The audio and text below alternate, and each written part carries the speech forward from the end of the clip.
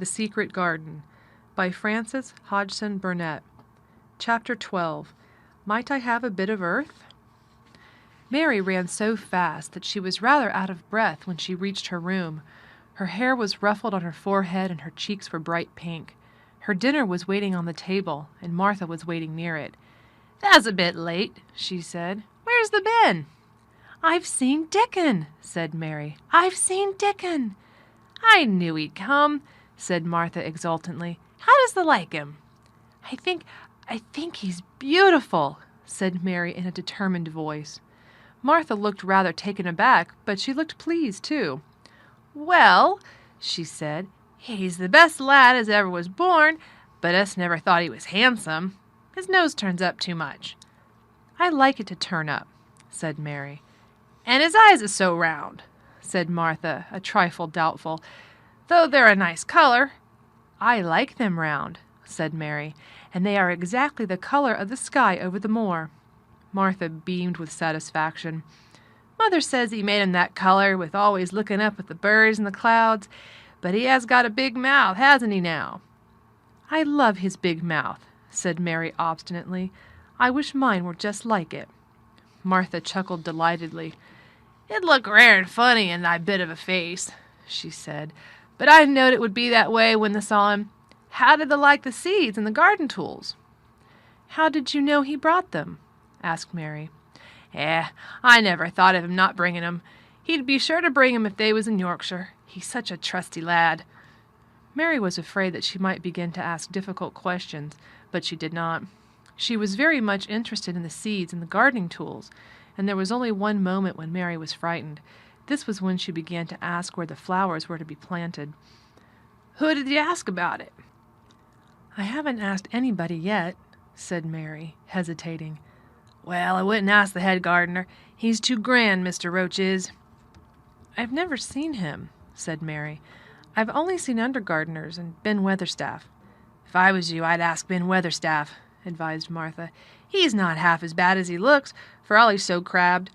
Mr. Craven lets him do what he likes because he was here when Mrs. Craven was alive, and he used to make her laugh. She liked him.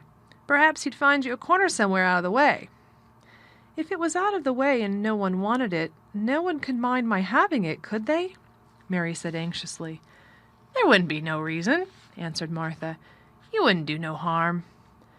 Mary ate her dinner as quickly as she could, and when she rose from the table she was going to run to her room and put on her hat again, but Martha stopped her.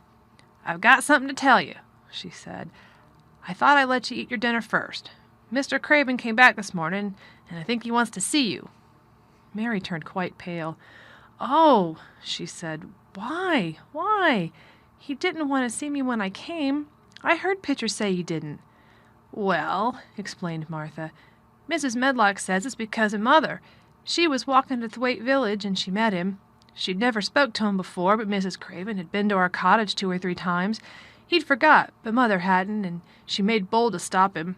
I don't know what she said to him about you, but she said something as put him in the mind to see you before he goes away again tomorrow." "Oh," cried Mary, "is he going away tomorrow? I'm so glad." "He's going for a long time. He mayn't come back till autumn or winter. He's going to travel to foreign places. He's always doing it." "Oh, I'm so glad, said Mary thankfully. If he did not come back until winter, or even autumn, there would be time to watch the secret garden come alive. Even if he found out and then took it away from her, she would have had that much at least. "When do you think he will want to see—" She did not finish the sentence because the door opened and Mrs. Medlock walked in. She had on her best black dress and cap, and her collar was fastened with a large brooch with a picture of a man's face on it. It was a colored photograph of Mr. Medlock, who had died years ago, and she always wore it when she was dressed up. She looked nervous and excited. "Your hair's rough," she said quickly. "Go and brush it. Martha, help her to slip on her best dress. Mr. Craven sent me to bring her to him in his study." All the pink left Mary's cheeks. Her heart began to thump, and she felt herself changing into a stiff, plain, silent child again. She did not even answer Mrs. Medlock, but turned and walked into her bedroom, followed by Martha. She said nothing while her dress was changed and her hair brushed, and after she was quite tidy, She followed Mrs. Medlock down the corridors in silence. What was there for her to say? She was obliged to go and see Mr. Craven, and he would not like her, and she would not like him. She knew what he would think of her. She was taken to a part of the house she had not been into before. At last Mrs. Medlock knocked at a door, and when someone said, "Come in," they entered the room together. A man was sitting in an armchair before the fire, and Mrs. Medlock spoke to him. "This is Miss Mary, sir," she said. "You can go and leave her here. I will ring for you when I want you to take her away," said Mr. Craven. When she went out and closed the door, Mary could only stand waiting, a plain little thing, twisting her thin hands together. She could see that the man in the chair was not so much a hunchback as a man with high, rather crooked shoulders, and he had black hair streaked with white. He turned his head over his high shoulders and spoke to her. "Come here," he said. Mary went to him. He was not ugly. His face would have been handsome if it had not been so miserable. He looked as if the sight of her worried and fretted him, and as if he did not know what in the world to do with her. "Are you well?" he asked. "Yes," answered Mary. "Do they take good care of you?" "Yes." He rubbed his forehead fretfully as he looked her over. "You're very thin," he said. "I'm getting fatter," Mary answered in what she knew was her stiffest way. What an unhappy face he had! His black eyes seemed as if they scarcely saw her, as if they were seeing something else, and he could hardly keep his thoughts upon her. "I forgot you," he said. "How could I remember you? I intended to send you a governess or a nurse, or someone of that sort, but I forgot." "Please," began Mary, "please," and then the lump in her throat choked her. "What do you want to say?" he inquired. I am too big for a nurse," said Mary. "And please don't make me have a governess yet." He rubbed his forehead again and stared at her. "That was what the Sowerby woman said," he muttered absent-mindedly. Then Mary gathered a scrap of courage. Is she Martha's mother?" she stammered. "Yes, I think so," he replied. "She knows about children," said Mary. "She has 12. She knows." He seemed to rouse himself. "What do you want to do?" "I want to play out of doors," Mary answered, hoping that her voice did not tremble. "I never liked it in India. It makes me hungry here, and I'm getting fatter." He was watching her. "Mrs. Sowerby said it would do you good. Perhaps it will," he said. "She thought you had better get stronger before you had a governess." "It makes me feel strong when I play and the wind comes over the moor," argued Mary. "Where do you play?" he asked next. "Everywhere," gasped Mary. "Martha's mother sent me a skipping rope. I skip and run, and I look about to see if things are beginning to stick up out of the earth. I don't do any harm." "Don't look so frightened," he said in a worried voice. "You could not do any harm, a child like you. You may do what you like." Mary put her hand up to her throat because she was afraid he might see the excited lump which she felt jump into it. She came a step nearer to him. "May I?" she said tremulously. Her anxious little face seemed to worry him more than ever. "Don't look so frightened," he exclaimed. "Of course you may. I'm your guardian, though I am a poor one for any child. I cannot give you time or attention. I am too ill, and wretched and distracted. But I wish you to be happy and comfortable.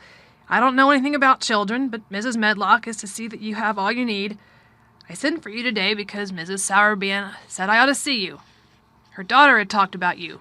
She thought you needed fresh air and freedom and running about." "She knows all about children," Mary said again in spite of herself. "She ought to," said Mr. Craven. "I thought her rather bold to stop me on the moor, but she said Mrs. Craven had been kind to her." It seemed hard for him to speak his dead wife's name. "She is a respectable woman. Now I have seen you, I think she said sensible things. Play out of doors as much as you like. It's a big place, and you may go where you like and amuse yourself as you like. Is there anything you want?" As if a sudden thought had struck him. "Do you want toys, books, dolls?" "Might I," quavered Mary, "might I have a bit of earth?" In her eagerness, she did not realize how queer the words would sound and that they were not the ones she had meant to say. Mr. Craven looked quite startled. "Earth?" he replied. "What do you mean?" "To plant seeds in, to make things grow, to see them come alive," Mary faltered. He gazed at her a moment and then passed his hand quickly over his eyes. "Do you care about gardens so much?" he said slowly. "I didn't know about them in India," said Mary. "I was always ill and tired, and it was too hot. I sometimes made little beds in the sand and stuck flowers in them. But here it is different." Mr. Craven got up and began to walk slowly across the room. "A bit of earth," he said to himself, and Mary thought that somehow she must have reminded him of something. When he stopped and spoke to her, his dark eyes looked almost soft and kind. "You can have as much earth as you want," he said. "You remind me of someone else who loved the earth and things that grow. When you see a bit of earth you want," with something like a smile, "take it, child, and make it come alive." "May I take it from anywhere, if it's not wanted?" "Anywhere," he answered. "There, you must go now, I am tired." He touched the bell to call Mrs. Medlock. "Goodbye. I shall be away all summer."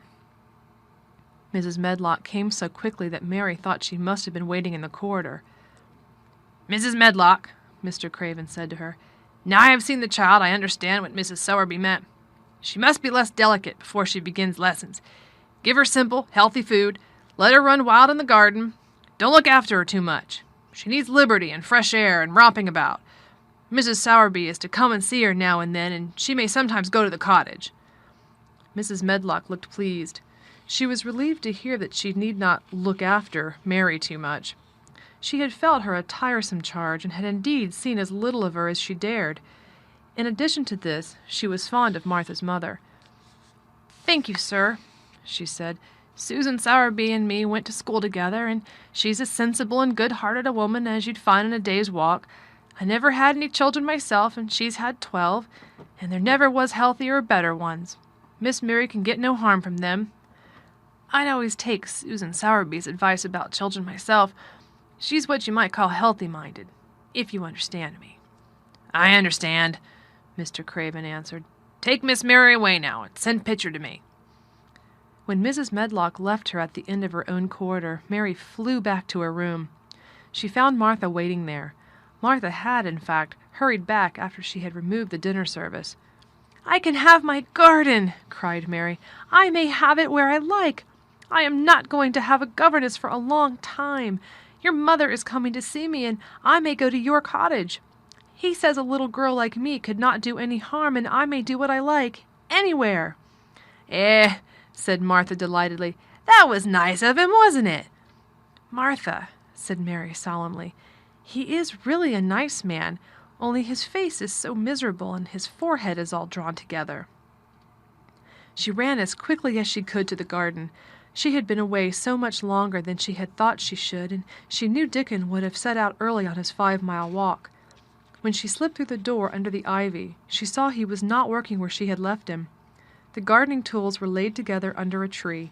She ran to them, looking all round the place, but there was no Dickon to be seen. He had gone away, and the secret garden was empty, except for the robin, who had just flown across the wall and sat on a standard rosebush, watching her. "He's gone," she said woefully. "Oh, was he? Was he only a wood fairy?" Something white fastened to the standard rosebush caught her eye. It was a piece of paper. In fact, it was a piece of the letter she had printed for Martha to send to Dickon. It was fastened on the bush with a long thorn, and in a minute she knew Dickon had left it there. There were some roughly printed letters on it in a sort of picture. At first she could not tell what it was. Then she saw it was meant for a nest with a bird sitting on it. Underneath were the printed letters, and they said, "I will come back." Read by Sarah Jenkins for Lit2Go, on the web at fcit.usf.edu.